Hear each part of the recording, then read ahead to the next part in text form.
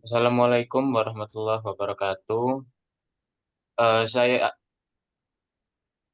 Kami di sini kelompok 3 akan mempresentasikan tentang mengelola etika dan tanggung jawab sosial. Kelompok kami terdiri dari 7 orang, yaitu Azhara dan Sunardi, Naswa Violeta Bilqis, Dianur Ramadaning, Akilah Dana Khalisah, Alpin Aditya Putra Pradana, Raihan Adin Cahyono, dan saya sendiri Muhammad Fairuz Rizal. Sekarang kita langsung masuk saja ke materinya. Di sini ada konsep dan sejarah CSR.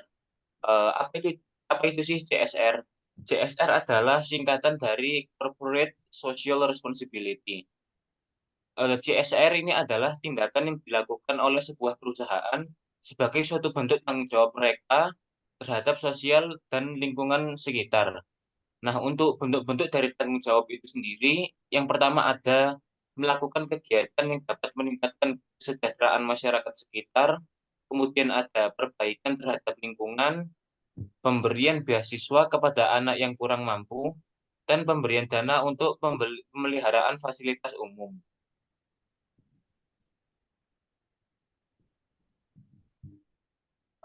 Lanjut, ada isu pelaksanaan CSR. Untuk CSR sendiri ditetapkan ke dalam Undang-Undang Nomor 40 Tahun 2007. Eh, Dalam CSR ini masih ada beberapa perusahaan yang menganggap bahwa CSR ini kesannya merugikan dalam jangka pendek sehingga mereka tidak menerapkan CSR.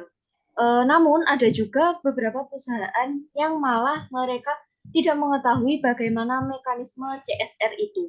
Di sini ada kesalahan-kesalahan dalam CSR. Yang pertama ada visi yang kabur, lalu yang kedua tidak menyadari skala perubahan, yang ketiga, CSR dilakukan oleh pekerja yang berada pada level manajemen yang kurang strategis. Lalu yang keempat, menggabungkan antara risiko dan peluang. Yang kelima, ketidakmampuan menerima kritik dan saran dari luar. Yang keenam, mempertahankan sistem manajerial yang kuno. Yang ketujuh, menggunakan one word approach. Yang ke 8. Menggunakan pendekatan CSR yang tidak sesuai dengan konteks. Yang ke-9, manajemen yang tidak partisipatif. Yang ke-10, gagal dalam memandang CSR sebagai sebuah inovasi.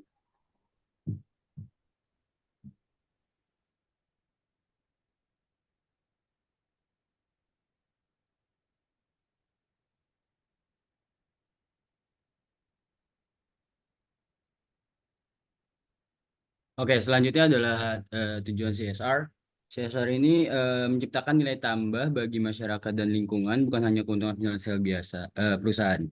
Jadi CSR perusahaan ini mengacu pada konsep three bottom line, yaitu keseimbangan untuk menjaga kelestarian lingkungan sekitar wilayah operasi atau planet, dan memberikan manfaat masyarakat atau people, dan perusahaan mendapat nilai untuk menjaga kelangsungan operasinya atau profit. Jadi tiga konsep three bottom line itu adalah 3P tadi, people, profit, dan planet.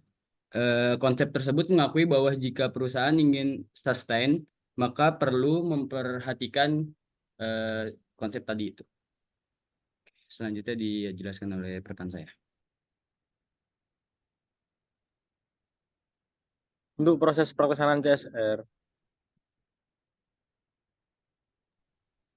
Untuk proses pelaksanaan CSR terdapat 10 langkah-langkah, yaitu untuk langkah yang pertama adalah penetapan tujuan, dan yang kedua adalah analisis dampak, tiga konsultasi dengan pihak terkait, yang keempat adalah pengembangan program CSR, yang kelima adalah implementasi, keenam pelaporan dan transparansi, yang ketujuh evaluasi dan perbaikan, ke-8 keterlibatan karyawan, ke-9 kemitraan, dan yang ke-10 atau yang terakhir adalah komunikasi dan advokasi.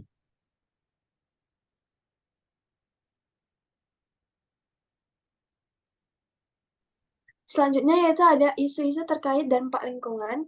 Yang pertama yaitu ada pengelolaan limbah dan pencemaran. Yang kedua ada pertanian dan keberlanjutan pangan. Yang ketiga adalah tentang pengelolaan air. Yang keempat ada tanggung jawab perusahaan terhadap perubahan iklim. Yang kelima yaitu ada keterlibatan dengan masyarakat lokal. Nah, pada aspek pembangunan berkelanjutan ini, para perusahaan juga harus eh, mencantumkan beberapa aspek. Yang pertama ya ini menggunakan SDA yang berwawasan. Jadi perusahaan ini harus memiliki dapat bisa menggunakan sumber daya alam yang melimpah contohnya di Indonesia, namun juga berkelanjutan. Dengan nomor yang kedua yakni harus dapat mengelola pada lingkungan hidup tersebut agar tidak mencemari efek dari lingkungan. Nah, begitupun di nomor tiga yaitu harus mengurangi efek negatif terhadap lingkungan agar polusi atau pencemarannya itu tidak berkelanjutan ke banyak wilayah. Untuk selanjutnya akan diterangkan ke rekan saya. Untuk nomor 4, yaitu pengembangan infrastruktur ramah lingkungan, mengacu pada pengembangan infrastruktur yang memikirkan dampaknya terhadap lingkungan. Contohnya seperti penggunaan transportasi umum menggunakan energi listrik.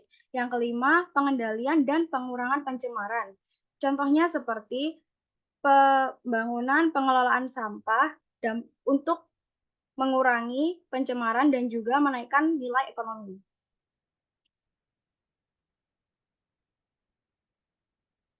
Sekian dari kelompok kami. Terima kasih.